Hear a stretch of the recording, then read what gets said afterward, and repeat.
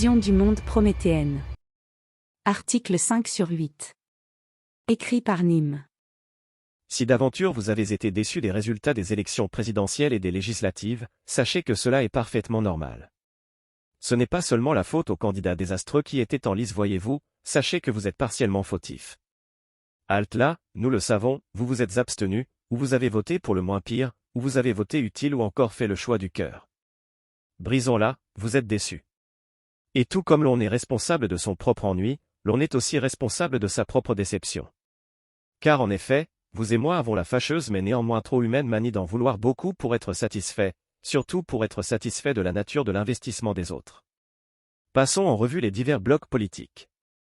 Les communistes souhaitent au plus profond d'eux-mêmes l'abolition du capitalisme et des classes sociales. Les écologistes désirent une complète réforme des modes de transport, de l'économie et de l'agriculture, voire même une profonde remise en question mentale de l'humanité et du rôle qu'elle s'attribue sur la planète. Les libéraux souhaitent la non-intervention de l'État dans l'économie et dans le plus possible d'éléments du quotidien, quand ils ne désirent pas la suppression de l'État.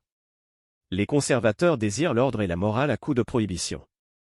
Les identitaires aspirent à la remigration de tous les étrangers. Les antiracistes anti-blancs désirent l'abolition de toute forme de racisme et de discrimination envers les racisés, ainsi que la mise au pilon de toutes les œuvres problématiques du passé. Bref, chacune des communautés bien identifiables aspire à une certaine forme d'absolu, et il y en a qui sont encore plus excités. Aspirer à une certaine forme d'absolu est une manifestation de votre humanité, il se trouve que l'humain est un animal social. Cette faculté de sociabiliser et d'avoir besoin de sociabiliser est à la racine des religions, d'ailleurs le mot religion est pour certains issu d'un verbe latin religare qui signifie relier. Être en capacité d'adhérer et de manifester son adhésion à une religion majoritaire ou communautaire fut bien souvent une question de survie pour nos aïeux. Or il se trouve que les individus sont prêts à manifester leur adhésion à une vision du monde par un fort investissement temporel, pécuniaire ou mental. Ceci est doublement une question de survie personnelle, survivre en adhérant à un groupe ou garantir sa survie en s'assurant de l'adhésion d'autrui à son groupe. Je cite ici le livre Le Monde jusqu'à hier de Jared Diamond. Une interprétation récente chez certains spécialistes de la religion veut que la croyance en des superstitions religieuses serve à manifester son adhésion à cette religion. Tous les groupes humains durables, les fans des Boston Red Sox, les catholiques fervents, les japonais kamikazes et d'autres encore sont confrontés au même problème fondamental, savoir à qui l'on peut se fier comme membre vraiment attaché au groupe. Plus votre vie est liée à votre groupe et plus il est crucial de pouvoir identifier correctement les vrais membres du groupe et ne pas être dupe de quelque hypocrite en quête d'un avantage temporaire au prétexte qu'il partage vos idéaux. Si cet homme qui porte un fanion des Boston Red Sox, et que vous avez accepté comme fan de l'équipe, acclame soudain les New York Yankees qui ont marqué un point, vous en conclurez à sa fourberie, mais pas au fait qu'il est une menace pour votre vie, à l'encontre d'un soldat, qui en pleine attaque ennemie, jetterait son fusil ou le retournerait contre vous. C'est pourquoi la filiation religieuse implique tant de manifestations coûteuses pour démontrer la sincérité de l'engagement personnel. La plus assurément convaincante pour les autres adeptes est d'épouser quelque croyance irrationnelle qui contredit l'évidence des sens de quiconque n'en est pas. Affirmer que le fondateur de votre église a été conçu par une relation sexuelle normale entre son père et sa mère, chacun vous croira à commencer par ceux qui n'appartiennent pas à cette église. Le bénéfice d'appartenance sera donc nul, mais soutenez que ce même fondateur est né d'une vierge et que rien en vous n'a pu ébranler cette conviction irrationnelle, alors vos coreligionnaires y verront un vrai signe d'appartenance au groupe. Ici il est certes question de religion mais cela a beaucoup à voir avec la politique, les mécanismes sont les mêmes, d'autant plus que la religion est largement hors jeu dans notre pays. On a vu dans l'introduction quelles étaient les croyances irrationnelles de nos divers blocs, abolition de l'État, des classes sociales, remigration intégrale, prohibitions efficaces, suppression d'instincts tels que les préjugés et la xénophobie. Ce sont des objectifs irrationnels, et le militantisme pour ces divers objectifs n'est que le témoignage d'une forte croyance envers le projet de société porté par le groupe. Montrer son adhésion aux croyances irrationnelles du groupe que l'on intègre et demander à autrui de faire de même permet en théorie de s'intégrer à son groupe politique et par conséquent d'obtenir des garanties, et ce bien que cela présente un certain nombre de risques sécuritaires et professionnels. Des garanties qui semblent très importantes, puisqu'à en lire certains ils jouaient littéralement leur vie durant ces élections et l'avenir du monde se jouerait aussi dans les isoloirs. Citons encore une fois Jared Diamond. Revenons un instant sur ce thème largement abordé. Les croyants passent leur vie entre eux et comptent sur le soutien de chacun dans un monde où beaucoup de gens, voire la plupart, adhèrent à d'autres foi, peuvent se montrer hostiles à leur religion ou sceptiques à l'égard de toutes.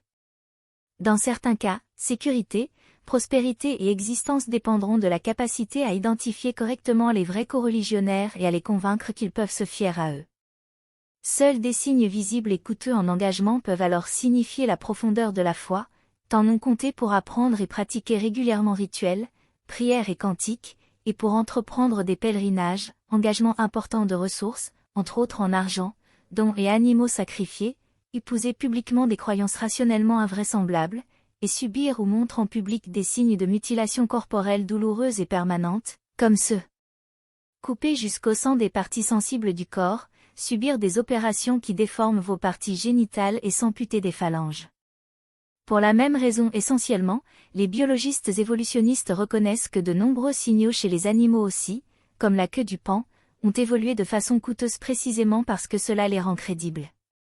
Quand une panne voit un mâle faire largement la roue devant elle, elle peut être sûre que, capable de croître et de survivre avec un tel attribut, il doit réellement avoir de meilleurs gènes et être mieux nourri qu'un autre mâle avec une petite traîne de plumes. Pour les animaux, exhiber des attributs pouvant être néfastes du point de vue des dépenses énergétiques et de la mobilité face aux prédateurs se révèle finalement payant face à une partenaire sexuelle telle que nous le confirme la théorie du handicap formulée par le biologiste Amos Zahavi, qui se veut toutefois remise en cause par certains chercheurs. Dans le cas d'un être humain, il lui faut arborer des attitudes et signes visibles et coûteux pour montrer qu'il est un vrai adepte du groupe et donc espérer survivre et à terme avoir une descendance. La séduction d'ailleurs passera là aussi par un étalage d'handicap personnel librement consenti destiné à prouver à l'objet de désir que l'on est effectivement capable de prendre des risques ou d'effectuer des sacrifices financiers pour donner la plus belle impression. De ce point de vue, la frénésie consumériste qui agite bien des hommes mûrs n'est pas une crise de la quarantaine mais plutôt une démonstration d'endurance destinée aux jeunes femmes entrées depuis peu dans l'âge nubile. Il est rare que l'on prie publiquement ou que l'on se coupe une phalange pour la femme que l'on désire rejoindre dans son lit et il est encore plus rare de faire cela pour son candidat, certes. Cependant convaincre, au-delà de cela, militer en ligne ou dans la rue pour son candidat est coûteux en temps, en énergie et peut aussi comporter son lot de risques. En premier lieu, il y a le risque d'être licencié à l'instar de Kuzmanović du parti République souveraine ou d'être agressé à l'occasion de son militantisme. On peut voir son visage circuler sur les réseaux sociaux et susciter le rire de foules hostiles en raison de son physique, de son patronyme ou de l'esthétisme des affiches sur lesquelles on est représenté. De même, si l'on milite anonymement, on peut aussi voir ses informations personnelles être dévoilées par des adversaires mal intentionnés. Enfin, dans un cadre plus officiel, on peut être carrément exploité par la hiérarchie des milieux associatifs que l'on rejoint, et ce de diverses manières. Les salariés du média géré jadis par Sofia Chikirou, la compagne de Mélenchon, en savent quelque chose. Le livre de Thomas Guénolé est éloquent à ce sujet. J'imagine que certains voient dans les avantages théoriques de l'engagement victoire, rencontre, solidarité en cas de précarité une certaine forme de récompense pour le militantisme et la foi manifestée, mais tous ne sont pas prêts à courir de tels désagréments sans avoir de garantie, ni à accepter des risques tels que l'agression physique ou la prédation sexuelle, par exemple. Il n'est donc pas étonnant que la proportion de militants de tous bords parmi les blocs est très réduite, et que de fait, forts de leur foi et de leur enfermement dans une bulle théorique, ils soient aussi très prompts à demander l'impossible tant à leur direction qu'à leurs comparses, et ce plus encore que les électeurs passifs. Notons qu'il existe des sites de dating entre militants, comme quoi la biologie rejoint ici comme très souvent le politique. Sur ce, ne désespérez pas de l'offre politique actuelle ni de ses militants, car comme tout ce qui est biologique, le vide lui fait horreur et il y a de la recomposition permanente. Ainsi comme le dirait Ian Malcolm, la vie trouve toujours un chemin. Et la vie pourrait se révéler agréable dans le futur. Si aujourd'hui comme hier des instincts grégaires font faire tout et n'importe quoi aux individus des pèlerinages au faux port de bracelets électroniques, nous avons un aperçu avec les mœurs victoriennes de ce que les mécanismes de recherche d'un groupe à intégrer peuvent produire. Il était dans les mœurs d'y être policé, agréable, cultivé tout en feignant l'humilité. Voilà quelle pourrait être l'épure des foules idéales lorsque ces mœurs se conjugueront avec les impératifs contemporains tels que la pratique du sport, la recherche de l'esprit critique, la confiance sereine dans la technologie et la science. Cet audio vous a plu ? Abonnez-vous à notre chaîne afin de recevoir tout notre contenu et soutenez-nous sur Tipeee, le lien est dans la description.